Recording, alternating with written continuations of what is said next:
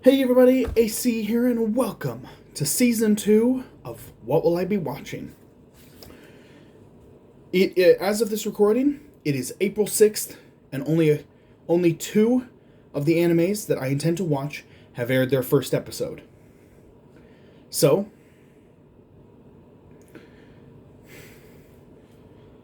I am going to count this. I haven't watched the two, mind you. I haven't watched the two that have aired their first episode. I haven't watched them yet. But I am going to talk about the animes that I intend to watch for this current running seasonal lineup. So first off, and I'm just going down the list.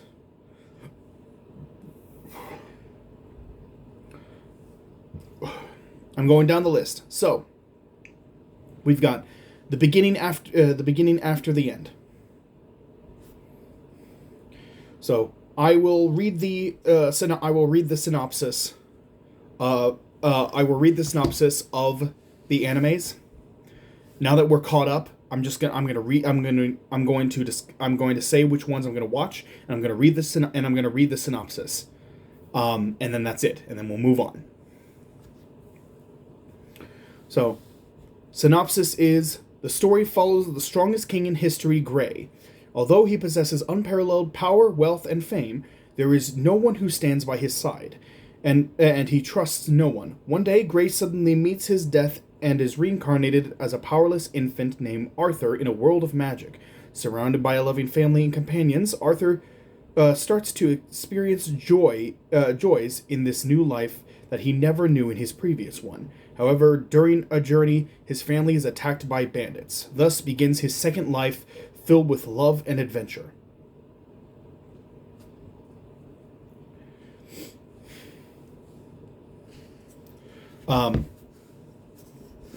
So, yeah, sounds pretty good. Sounds pretty good. I haven't read the manga of this, but I've heard from people who have read the manga that the series is fantastic. And so, yeah, I'm looking forward to seeing what the anime ends up being like. Then there's the second season of I've Been Killing Slimes for 300 years and maxed out my level. I'm gonna watch that. Next is My Hero Academia Vigilantes. Now I have read them. I have read a little bit of the manga of this. I haven't read all the way through the Vigilantes manga. I believe I read the first three or four volumes of the series. And this season is gonna have 13 episodes. Just like how the first season of My Hero Academia had 13 episodes.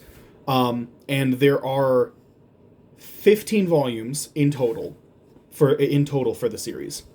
So I imagine that this first season is going to cover the first 3 volumes of the manga, and then we're going to get 2 more seasons, which will each cover 6 volumes.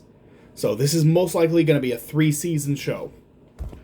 But I'm looking forward to it. I am really looking forward to it.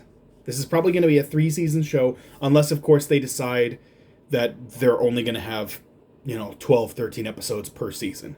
If they decide to go that route, then we could be in for 4 more seasons. So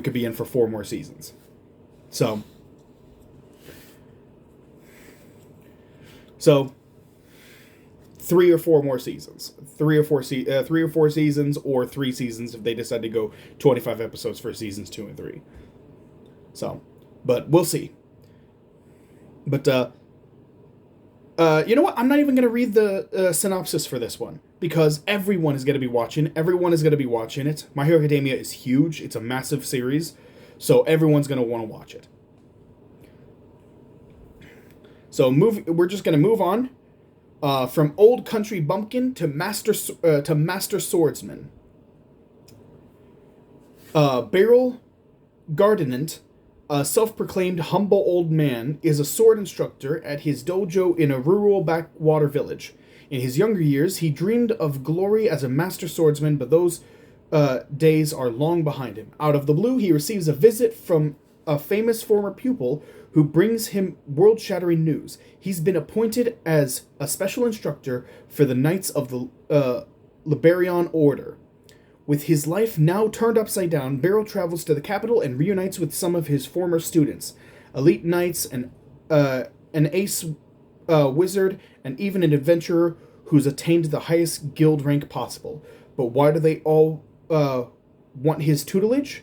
As far as he's concerned, they clearly don't need him anymore. Can Beryl live up to his new position? And will he ever get a moment's peace away from his adoring students?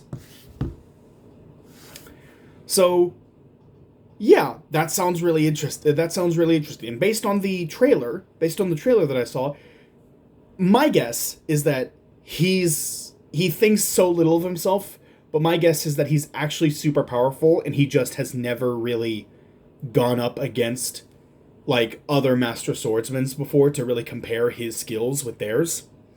My guess is that he's never really tested his own skills. He thinks so little of himself. He has very little confidence, is my guess.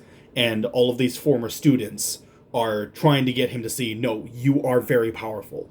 You are very powerful. You're the reason why we've all become so well known, so famous. It said that one is a he says that one is a member of the Knights Order. One is one is an adventurer who's gained the highest guild rank. One is an ace wizard, and then it says elite knights, so multiple elite knights that are his former students, most likely. So yeah, like my guess is that he is very powerful, and they're trying to make him see that, and that he never got to test his skills with against other master swordsmen. That's my guess. But I am curious. I am looking forward to seeing what it ends up being like. Can a boy-girl friendship survive? No, it can't. A boy and a girl pledge lifelong friendship in a small town junior high school. The relationship between the two, who are destined to share a common dream, has passed 2 years without any particular development. Himari, a bubbly girl who has yet to find her first love, and Yu, a plant-loving boy who enjoys flowers, still spend their days peacefully as best friends in the gardening club in the second year of high school. If you can't get married, I'll have to take responsibility. That's in quotes. So I'm guessing that's Himari speaking to him. I'm having trouble now because after Himari said that, your brother began calling me my brother-in-law. Okay, I'm guessing that's you who says that. However, when it doesn't say who said it. It does not say who said it. However, when Yu reunites with his first crush, the gears of their relationship suddenly go out of sync. Will Himari be able to escape her ideal friend now that she has found love?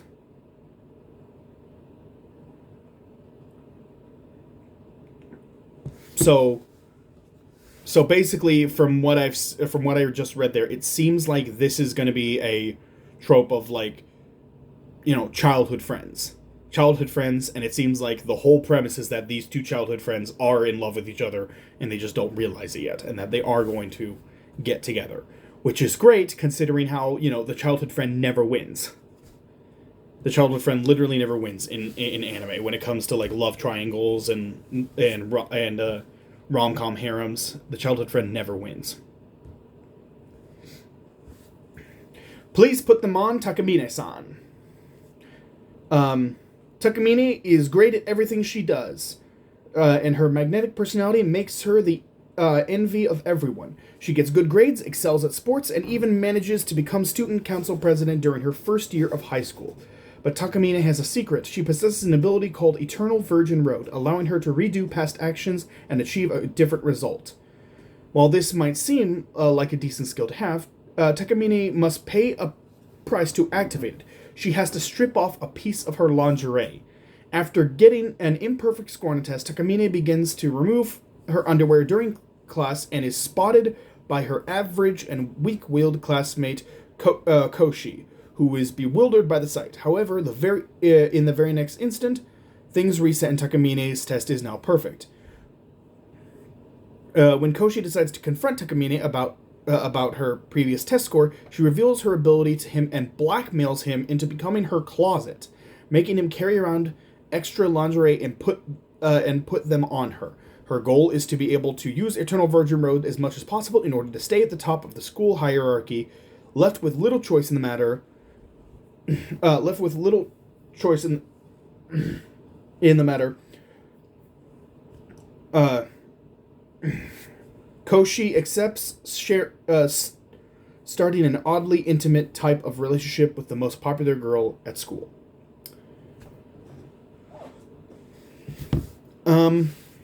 So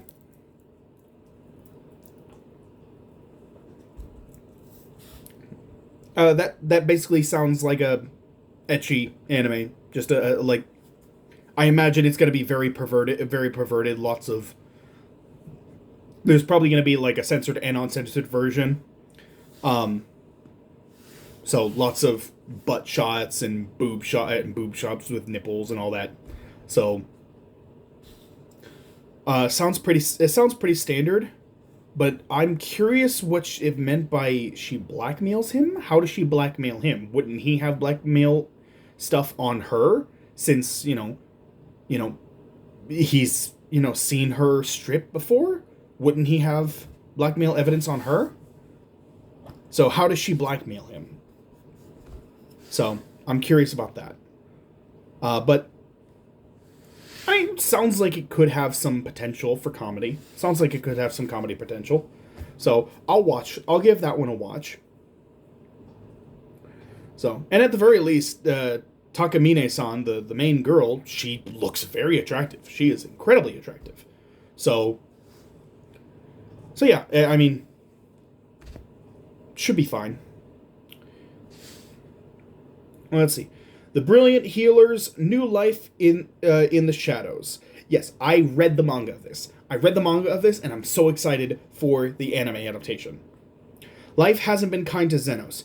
He was born in the slums, and his dirt-poor background has denied him almost every opportunity. After an encounter with a healer, he throws himself into studying to become one, and finally catches a break when an adventurer invites Zenos into his party. Zenos is thrilled, so thrilled in fact that he is willing to put up with his teammates treating him like garbage. They fail to appreciate his talents and ultimately kick him to the curb, claiming he's outlived his usefulness to them. Now bereft of money and out of options, Zenos decides to put his self-taught skills to use elsewhere and opens an underground clinic. Word quickly spreads about the Brilliant Healer working incredible magic in the city's shadowy underbelly. Even the royal palace is taking notice. Can Zenos buck the odds and carve out a life for himself in a world that's spit in his face? And can he save the lives of patients who wind up on his doorstep in the process? I've read the manga of this, and it's really good. Yeah, it's really good. Like, he's trying to stay out of the radar of the Holy Knights, and he's trying to deal with like gang wars in the city's shadowy underbelly, and stop gang wars from happening. And yes, he does get a harem. But yeah, it's good. Aharen-san Season 2. Yes, second season of Aharen-san. I enjoyed the first season. I'm going to watch this one.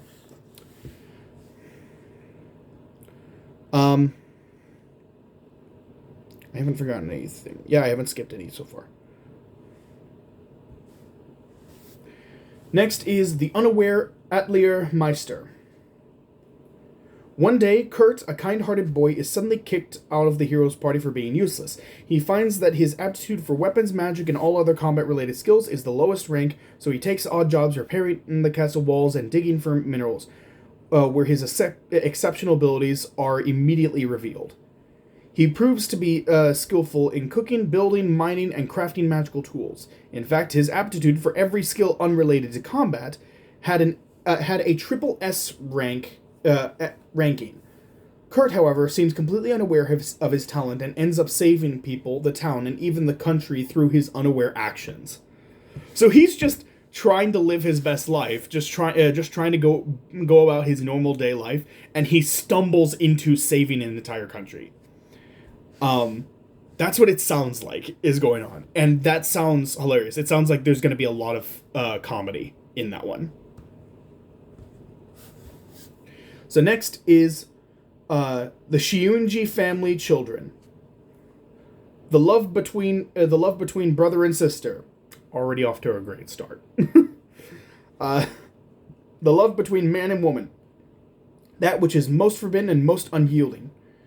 The 2 sons and 5 daughters of the Shiunji family shine like brilliant gems, each with intelligence and beauty in equal measure. With the pedigree of their wealthy father behind them, how could they not be the talk of the town? Eldest son Arata has spent his life being tossed around by the whims of his colorful sisters, yet a little teasing won't stop him from valuing his family over anything and everyone else. But when his youngest sister turns 15, their father reveals a long-hidden secret of the siblings and knocks Arata's world off its axis. Now, I've heard about this. I haven't read it, but I've heard about this one. From what I've heard, they're not siblings, that all of them were adopted. Every single one of them were adopted, and none of them are related, from what I heard. And so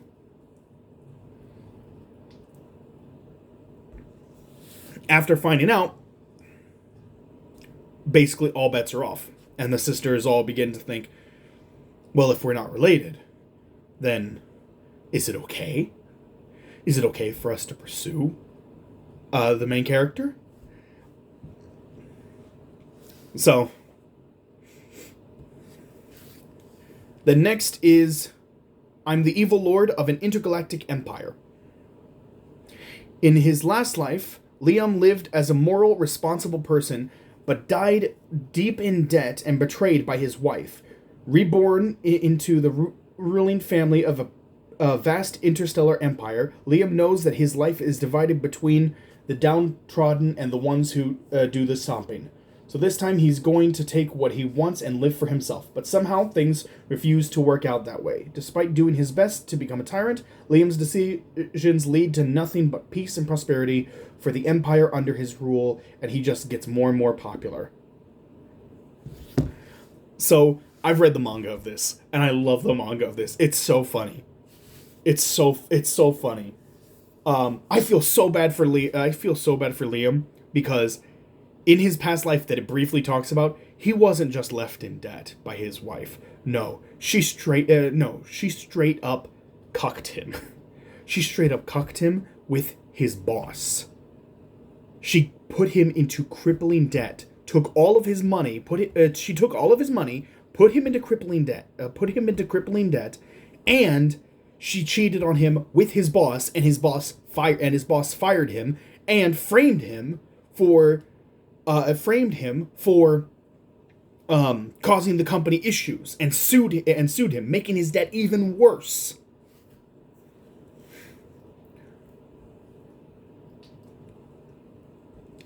And so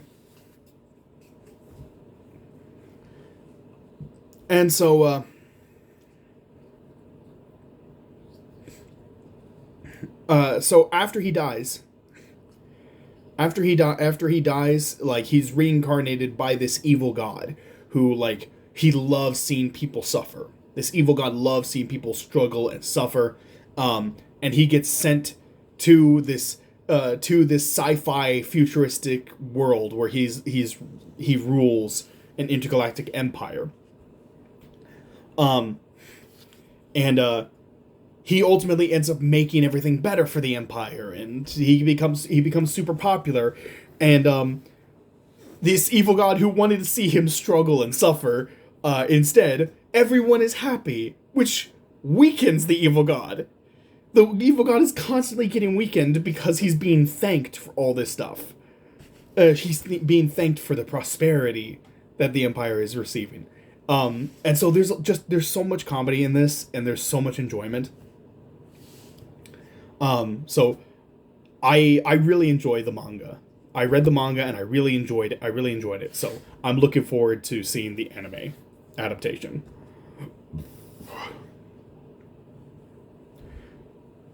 Next is The Too Perfect Saint. Tossed aside by my fiancé and sold to another kingdom. Philia hails from a family renowned for producing generations of saints, and she is no exception. In fact, she is known as the most powerful saint of all time, so extraordinarily gifted that many people find her insufferable. When even her fiancé decides he can't stand her, he suddenly calls off their engagement. He's so eager to never see her again that he sells her off to a neighboring country in dire need of a saint of their own. Now Philia readies herself to face the unknown, fully expecting more miserable treatment. After all, she'd be a fool to expect anyone would welcome her with open arms, right? So, I've heard about this one. A friend of mine read the light novel based on this and absolutely loves it. Absolutely, they absolutely love it. So they've told me that it's a fantastic series. I never read the light novel. I think there's a manga. I haven't really checked. I think there's a manga, but I haven't. Even if there is, I haven't read that either. But this will be my first time seeing it, so I'm looking forward to it because I've heard good things from my friend. So next is Summer Pockets. Now this is another anime. This anime is based off of a manga / light novel made by the same author as Air, Kanon, and Clannad. Air, Kanon, and Clannad all had the same author. Those light novels all had the same author. Summer Pockets is the light novel of Summer Pockets was also made by the same author. So unfortunately, they do not have the same art style as those other three animes. The other three animes do not have the same. They have a very unique art style, unique to them. Summer Pockets does not have the same art style, but that's okay because the fact is, it's still made by the same guy who made. It's still made by the same person who made Clannad. I love Clannad. It's my favorite anime of all time. So I am 100% on board with this. I don't even care what the synopsis is. Just the moment I saw that Summer Pockets was getting an anime adaptation, I was like, oh, hell yes. I'm going to watch it regardless. Summer Pockets is set on an isolated, rural, and peaceful island on the Seto Inland Sea called Torishimojima. Which has a population of about 2,000 people. The protagonist, Hayari Takahara, grew up in an urban setting, but after an unpleasant incident, he uses the recent death of his grandmother as an excuse to come to the island to take care of her estate sale. Once there, he gets to know 4 girls who are the focus of the story. Shiroha Naruse, who forgot her summer vacation. Ao Sorikado, who is pursuing the legends of the island. Kamome Kushima, a high class girl looking for a pirate ship. And Sumugi Wenders, a younger girl trying to find herself.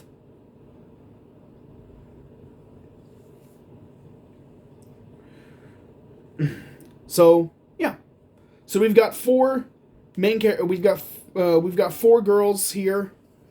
We've got 4 girls here that are going to be the focus of the story. But I'm 100% going to watch it. I'm looking forward to that one.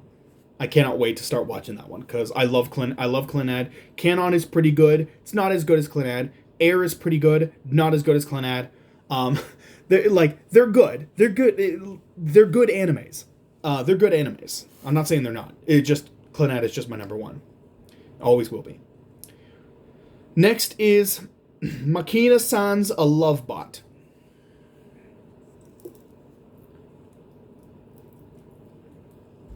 Makina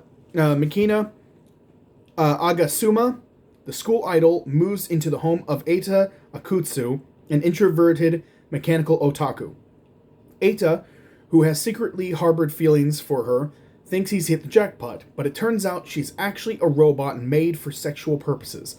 Caught off guard by her sudden physical advances, the virgin Eita is at a loss. Furthermore, he finds himself in a frenzy trying to help her maintain her secret identity, a romantic comedy with a slightly risque mechanical revelation, where hilarity ensues as they try to keep the secret under wraps. So, this is an actual robot waifu. Robot waifu. This is 100%, this is 100% going to be an ecchi anime. This is 100% going to be an ecchi anime. There's no doubt in my mind. So,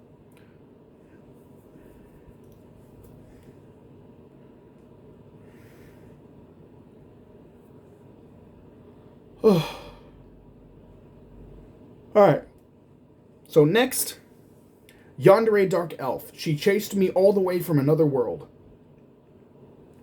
Hinata did it. He got reincarnated into another world, took up the mantle of hero, and slew the dreaded Demon Lord alongside his party of fellow adventurers. As his reward, he's returned to Earth to resume a normal life. Or it would be if it wasn't for the fact that his Dark Elf companion, Mirabelle, decided to travel to Earth to come and live with him. Now she uses her arcane talents to ward off any potential romantic rivals and capture Hinata's affection. Now, I personally do not like yanderes. I'm not a fan of yanderes because I think yanderes have, as a whole, have been widely misinterpreted throughout all of anime. Like, anytime you see a yandere in anime, it's always the extreme yanderes that are like they see a girl so much as look in the direction of the man whose affection who has gained the affection of a yandere, and suddenly that girl has to die. It's like, you've looked so much in the direction of my man, you're dead. When yandere, by its very definition, is a woman who loves incredibly passionately, who is possessive of the person they love, that they love them so incredibly much, so deeply, that they don't know how to handle it, and so they end up coming off as possessive. They come off as possessive because they don't know how else to show how much they love the person. So that is what a yandere is. A yandere is not always going to be like, oh, this other girl looked at you, that means I have to kill her. It's not like that. That is yandere taken to an extreme, and unfortunately, every anime that has ever done a yandere has taken it to the extreme. So I'm pretty sure this is going to be no exception, but based on the trailer that I saw, it still looks like it would be a fun time. It still looks like it'll be a fun watch regardless.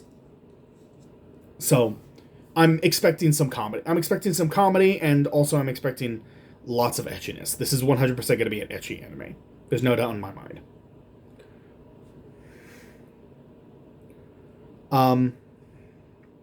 And alongside it is going to be, oh boy, Choto Daki Ai ga Omoi Dark Elf ga Isekai Kara Oika Ke Te Kita mini anime Gekijo. A weekly mini anime show with each episode of Isekai Dark Elf exclusively on the broadcast TV anime. Yeah, okay. So basically, from what I've heard, from what information I could gather on this, this is supposed to be a series that is supposed to be airing alongside the actual anime. Like, they're combining an episode of this with an episode of Yandere Dark Elf. So I'm guessing that Yandere Dark Elf is probably, each episode is going to be like maybe 12, 13 minutes, and then another like 10, 11 minutes is going to be dedicated to this series. And based on what information I could gather, it seems like it's going to be kind of like a podcast type deal, where you've got the cast, the voice cast of the Isekai Dark Elf talking about the anime. Talking about the anime and talking about like what went into making the anime and their experiences with the anime. That's what it seems like based on what I could gather. That's what it seems like. It has its own entry here on my anime list, so I'm counting it as its own thing, but it's supposed to be airing with each episode of Isekai Dark Elf. So, but yeah, there is also Bye Bye Earth Season 2 that's going to be airing, but I hated the way Season 1 ended. It was terrible, so I'm probably not going to watch that, to be honest. But that's it. Right? We talked about every single one. Yes. Yes.